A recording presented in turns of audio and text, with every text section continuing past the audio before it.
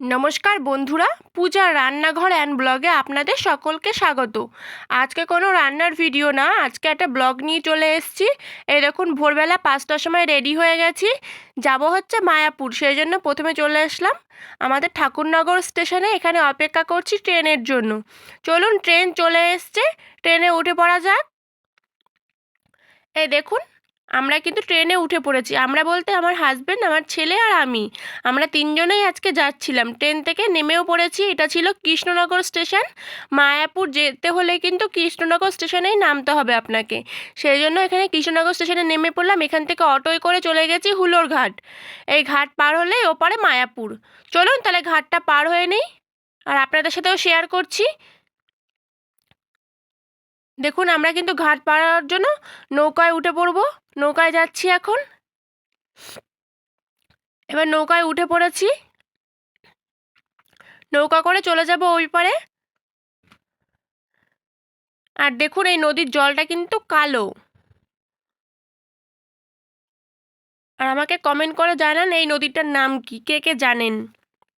চলুন, ওপারে হচ্ছে মায়াপুর, ওই যে ঘাট দেখা যাচ্ছে। কথা বলতে বলতে চলুন আমরা ওপারে চলে যাই।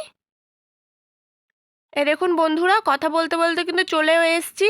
এবার প্রথমেই যাব যে হোটেলটা আমাদের বুক করা ছিল সেই হোটেলে। হ্যাঁ, এটা ছিল ন্যাশনাল হোটেল। চলুন, হোটেলে চলে এসেছি। এবার রুমে যাই। এই যে রুমে ঢুকে পড়েছি। রুমে ঢুকেই এই দেখুন, এই রুমটা এরকম অনেকটাই বড় ছিল। আর আমার ছেলে টায়ার্ড হয়ে গেছিলো, ওই জন্য এসে শুয়ে পড়েছে। আর বাইরের পরিবেশটা দেখুন কত সুন্দর। আমরা যেহেতু বাড়ি থেকে অনেক ভোর ভোর বেরিয়েছিলাম, সেই জন্য এখানে 9টার মধ্যে পৌঁছে গেছিলাম, কোনো অসুবিধা হয়নি। আর এই দেখুন, বাথরুমটা কিন্তু বেশ পরিষ্কারই ছিল। আর এই দেখুন, আয়নার নিজেকে একটু দেখিয়ে নিলাম। চলুন ফ্রেশ হয়ে নিই। ফ্রেশ হয়ে গেছি, যাব মন্দিরে, সেজন্য একটা শাড়ি পরে নিয়েছি। চলুন মন্দিরে যাওয়া যাক। এই দেখুন বন্ধুরা, কথা বলতে বলতে কিন্তু মন্দিরেও চলে এসেছি। এই যে মায়াপুর মন্দির। এই যে এখানে টোটো থেকে নেমে গেছি, মন্দিরে ঢুকছি এবার। এই যে ডান দিকে এখানে কিন্তু কুপন কাটা হয়, এখান থেকে কুপন কেটে নিতে হয় ভোগ খাওয়ার জন্য। আর এই বাদিকে খুব সুন্দর কীর্তন হচ্ছিল। এখানে একটা ছোট্ট মন্দির ছিল, আমার কিন্তু বেশ ভালোই লাগছিল। উপরে খড়ের চাল ছিল। এখানে প্রথমে এখান থেকে কুপনটা কেটে নেই। চলুন, এখানে এক একটা ভবনের এক একটা রেট ছিল। এখানে ছিল গীতা ভবনের ছিল 50 টাকা, ওখানে ছিল নামহট্ট ভবনের 60 টাকা, আর আমরা কেটেছিলাম গদা ভবন, এটা ছিল 80 টাকা। আর আমার ছেলের হাফ টিকিট দিয়েছিল, 80 টাকা নেয়নি, নিয়েছিল 40 টাকা। চলুন, কুপন কাটা হয়ে গেছে। এবার এখানে কীর্তন হচ্ছিল, এই মন্দিরটায় ঢুকবো একটু। খুব সুন্দর গান হচ্ছিল আর খুব ভালোও লাগছিল দেখতে। দেখুন উপরে কি সুন্দর খড়ের চাল দেওয়া, ওই জন্যই আমার বেশি ভালো লাগছিল। চলুন চলে এসেছি, আর ঠাকুরটা দর্শন করে নিন। এই দেখুন কত সুন্দর।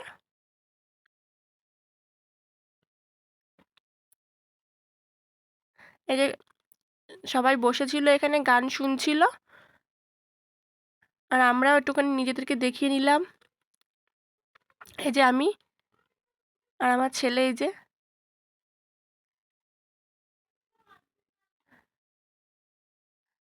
চলুন তারপরে সামনে চলে এসেছি। এই যে মন্দিরটা, এই মন্দিরটা কিন্তু ভিতরে ভিডিও করা যায় না, আগের থেকে ফোনটা জমা দিয়ে নিতে হয়। এটা কিন্তু কৃষ্ণের মন্দির নয়।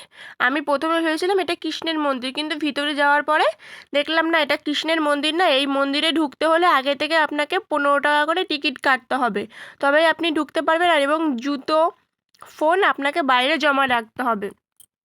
এই মন্দিরটা হচ্ছে প্রভুপাদ নামে একজনের, সে মানে সে হচ্ছে কৃষ্ণের নাম চারিদিকে ছড়িয়েছিল, তার মন্দির, তাকে এখানে পুজো করা হয়। এই যে এখানে কিন্তু ভাগবত কিছু বই, ধর্মীয় কিছু বই বিক্রি হচ্ছিল। আর সাইডে এখানে প্রসাদ বিক্রি হচ্ছিল ভিতরে নিয়ে যাওয়ার জন্য, পুজো দেওয়ার জন্য। আমরা এখান থেকে কিছু বই দেখছিলাম। আর এখান থেকে লাইন দিতে হবে ভিতরে ঢোকার জন্য, আগে চেকিং হবে, তারপরে ভিতরে যেতে পারবেন। চলুন আগে ফোনটা জমা দিয়ে আসি, আপনাদেরকে দেখিয়ে দিই যে ফোনটা কোথায় জমা দিতে হবে। এই যে এখানে ফোনটা জমা দিয়ে তবে ঢুকতে হবে। চলুন ফোনটা জমা দিতে চলে যাই। এই যে এখানে আছে, বাদিকে হচ্ছে জুতো রাখার জায়গা, জুতো জমা দিতে হবে, আর এখানে ফোন, এগুলো জমা দিয়ে ভিতরে যেতে হবে। জুতো রাখার জন্য ওনারা কোনো পয়সা নেয় না, কিন্তু ফোন রাখতে এক একটা ফোন প্রতি 5 টাকা করে নেবে। ফোনটা জমা নেওয়ার কারণ হচ্ছে ভিতরে যেন কোনো ভিডিও না করতে পারি আমরা, সেই জন্য। চলুন, ভিতরে ঘোরা হয়ে গেছে, ফোনটাও নিয়ে নিয়েছি। এবার মন্দিরের পিছন দিকে একটু ঘুরে নেই, আর এখানে কিছু জিনিস কেনাকাটা করছিলাম, সেটা আপনাদের সাথে শেয়ার করলাম। আর আমি কিন্তু এই প্রথম মায়াপুর মন্দিরে গেছি, আর এর আগে কখনো যাইনি।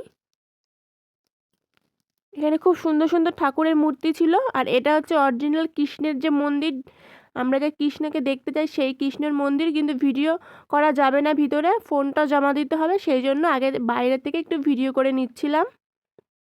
ভিতরে কৃষ্ণ আছে আর রাধা আছে। এখানে মোট 3টে মন্দির ছিল। এই দেখুন ভিতরটা এরকম, ভিতরে ঠাকুরটা কিন্তু খুব সুন্দর দেখতে। চলুন, এখন আর ভিতরে ঢুকবো না, সন্ধ্যাবেলা একেবারে আরতির সময় ঢুকবো। আর এটা হচ্ছে গদা ভবনের গেট। চলুন, ভিতরে ঢুকে পড়েছি গদা ভবনের দুপুরের প্রসাদ নিতে। এই যে এখানে কিন্তু বুফে সিস্টেম হয়ে গেছে, একদমই ভালো লাগছে না এটা দেখে।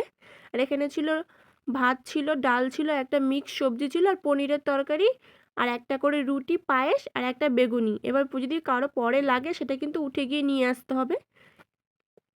এই যে আমরা এখানে ভোগ খেতে বসে পড়েছি, চলে এসেছি দুপুরে ঘরে, রুমে একটু রেস্ট করে বিকেলে আবার বেরোবো। আজকের ভিডিওটা এখানেই শেষ করছি। যদি আপনাদের ভালো লেগে থাকে লাইক, কমেন্ট, শেয়ার করে দেবেন। দেখা হচ্ছে আবার অন্য কোনো